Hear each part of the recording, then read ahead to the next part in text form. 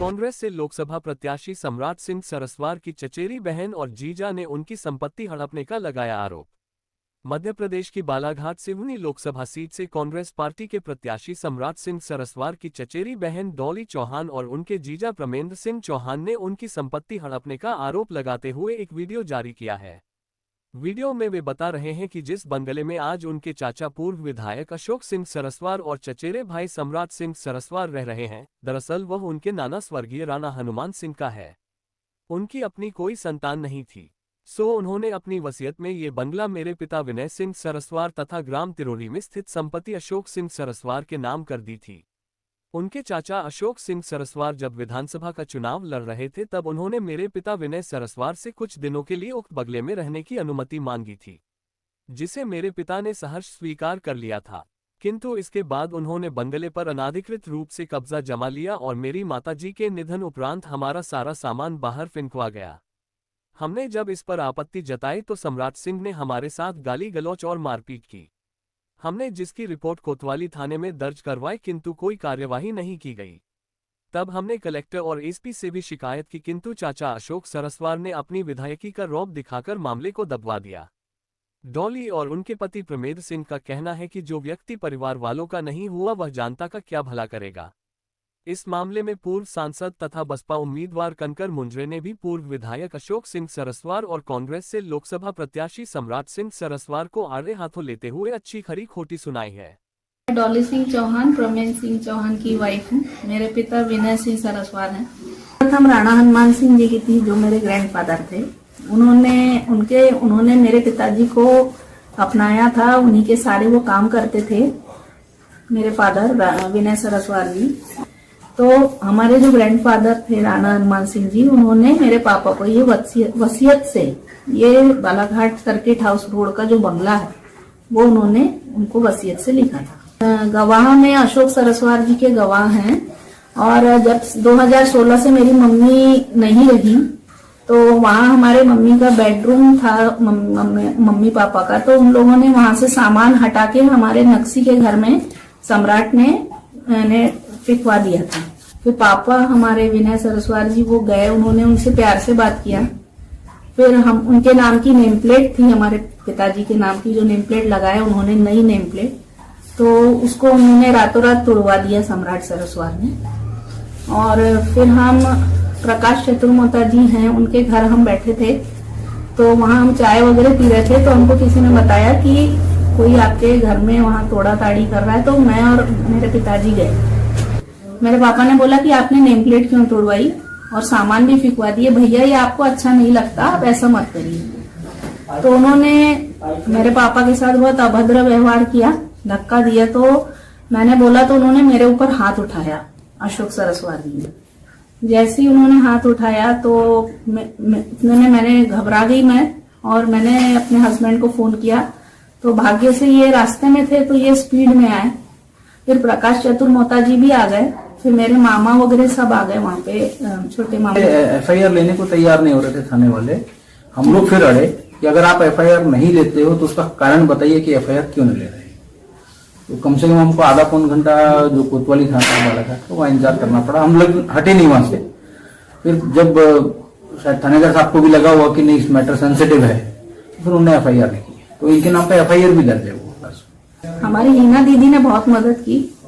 हीना दीदी ने हमको फोन किया कि दीदी मैं आपके साथ हूँ। फिर हम लोग आए वापस, फिर हमने कंप्लेंट करी। तो फिर उसके बाद में उसमें भी फिर कहानी दूसरी हो गई कि न्यूज़पेपर में आया तो हमने तो निकलवाया नहीं था भाई, थाने से अपने आप न्यूज फ्लैश हुई। और इतना मजबा जब जम गया था शाम के इंसिडेंट के बाद, तो हमारे ससुर साहब को फोन करके वो बोल रहे हैं कि तुमने अच्छा नहीं किया ये पेपर में निकलवा के। सम्राट हमको लग गया कि तुम लोगों ने हमारी एफआईआर न्यूज़पेपर में कराए।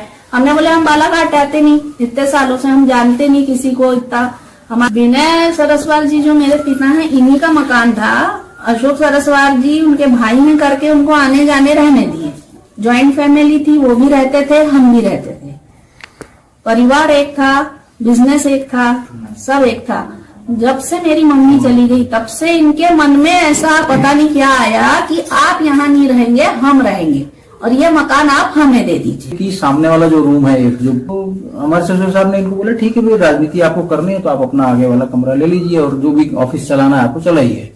धीरे धीरे अब क्या हुआ कि जब ये लोग ज्वाइंट में ही बिजनेस में थे और कभी भी विनय सरस्वाल जी ने शायद कभी मन में भी नहीं सोचा हुआ कि मेरा बड़ा भाई मेरे साथ ये करेगा, तो एक जो कॉन्फिडेंस रहता है भाई का रिलेशन है भाई, तो उस हिसाब से इन लोगों ने आगे कैरी फॉरवर्ड कर देगा। लेकिन सामान पूरा जो उस बंगले के अंदर आज भी जो पलंग बिस्तर फर्नीचर जितना है वो सारा राणा साहब के टाइम का ही है, जो कि वसीयत के द्वारा इनको दिया गया था। वो सारा सामान आज भी वही है। इनके सिर्फ कपड़े होंगे और बर्तन होंगे मुश्किल से, इवन वो बर्तन भी उठा करके जैसा का वैसा ही घर रखा हुआ है, वहाँ का सामान कुछ वैसा का वैसा ही है, कुछ इन लोगों ने चेंज हुआ कुछ नहीं। हाँ, और उनको ये पता ही नहीं था कि वो हमारा घर है कि अशोक सरस्वार जी का है। जब उन्होंने सारे पेपर देखे तब उनको समझ में आया कि ये विनय सरस्वार जी का पेपर है। तो उन्होंने बोला कि ठीक है, हम जहाँ तक आपकी हो सके मदद करेंगे, बस उसके बाद तो कुछ नहीं। फिर उसके बाद हम लोगों ने सभी बड़े नेता लोगों से हमने बात की, क्योंकि राजनीति में है, हम लोग जॉब क्लास हैं। फिर हम लोगों ने इनकी कंप्लेंट वगैरह डाली, तो उसके ऊपर भी एसडीएम साहब ने, कलेक्टर साहब ने कुछ एक्शन नहीं लिए। तो मैं इसको पूरा आपको जानकारी देता हूँ। इसमें जब एफआईआर तो हमने करी थी उस एपिसोड की, जो भी 6 दिसंबर को, तो जो मारपीट इनके साथ करी और सम्राट ने मेरे साथ करी है वो हमने एफआईआर दर्ज करा दी थी। हमने कलेक्टर साहब जो उस समय थे 2019 में, उनको दी एप्लीकेशन, तो एप्लीकेशन हमने एक्सेप्ट करी कलेक्टर ऑफिस ने, बट रिसीविंग नहीं दी और उस पर कोई कार्रवाई नहीं हुई। एज पर विल, जिसमें खुद अशोक सिंह सरस्वार जी गवाह हैं, वो विल के अकॉर्डिंग 94 में और ट्रांसफर हुआ है मकान, नामांतरण हुआ है, जो नगर पालिका का टैक्स है वो उनके नाम पे है, वो पूरा जमा कर रहे हैं, उसकी सारी रसीदें हैं हमारे पास। जो आखिरी का जो अपना जो प्रॉपर्टी का जो हर साल अपन पेपर निकलवाते हैं उसमें भी पूरा नाम दर्ज है। तो यहाँ पे प्रॉपर्टी डिस्प्यूट ही नहीं है कि प्रॉपर्टी किसके नाम पे है।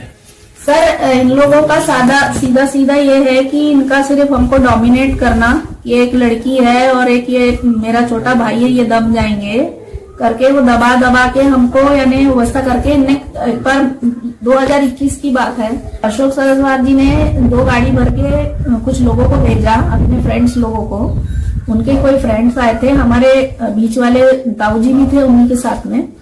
तो उन लोगों ने रात में आए उन लोगों ने हमारा घर वगैरह देखे और बैठे हमारे साथ और बोले कि तुम ये मकान हमको दो। तो हम मैं और मेरे पापा अकेले थे। फिर हमने फोन करके हमारे मामा जी को बुलाया कि मामा जी जल्दी आइए, क्योंकि 2 गाड़ी भर के लोग आए हैं। तो हमारे पापा से उन्होंने इस बात पे विवाद किया। तो उन्होंने बोला कि नहीं, मैं ये मकान तुम लोगों को देना नहीं चाहता। मैंने अशोक भैया को आने जाने रहने दिया। आज मैं भी रहता था, अशोक भैया भी रहते थे। आज अशोक भैया ने ऐसा मेरे साथ किए, मैंने सपने भी नहीं सोचा था। उनके हर बिजनेस में, उनके बच्चों के पालन पोषण में, उनके इलेक्शंस में, सब में मैंने का बहुत काम किया है और वो मेरा घर है, मैं तुम लोगों को देना नहीं चाहता। उस दौरान क्या राह चलते बोल नहीं सकते कि भाई मेरा पीछा क्यों?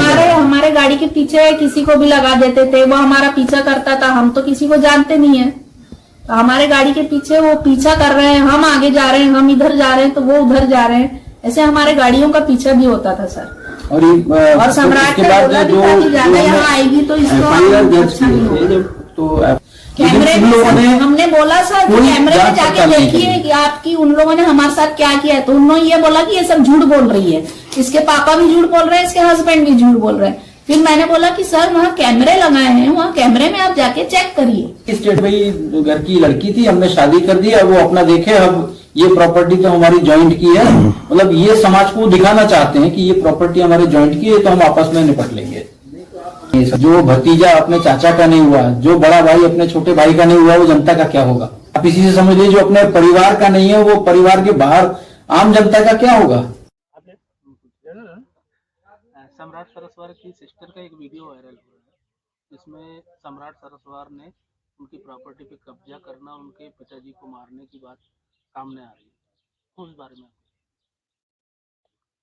देखिए, बहुत गलत काम किया है। ये अपनी भतीजी और सिस्टर, अशोक सरस्वार की भतीजी है वो, और सम्राट की सिस्टर बहन है। उनका जो घर, वो जो बंगला जहाँ से भी वो रह रहे हैं, जहाँ पे मेरे घर के सामने, वो बंगला दरअसल जो है विनय सरस्वार का, इनके छोटे भाई का।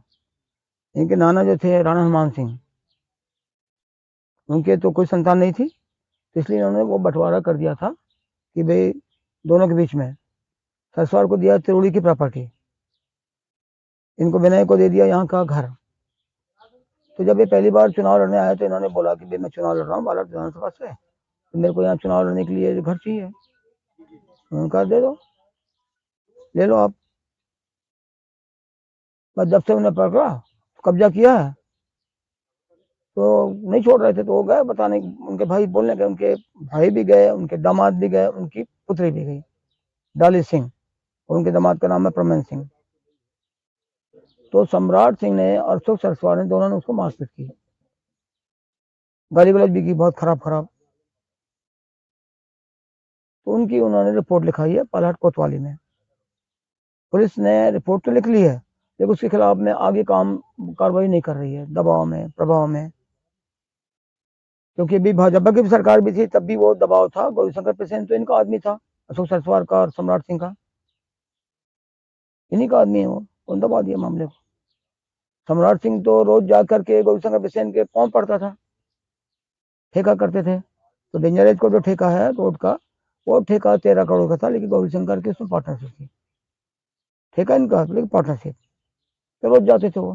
तो इसलिए गौरीशंकर ने इनकी मदद किया, थाने से केस को आगे नहीं बढ़ने दिया। भैया दानवीर की बात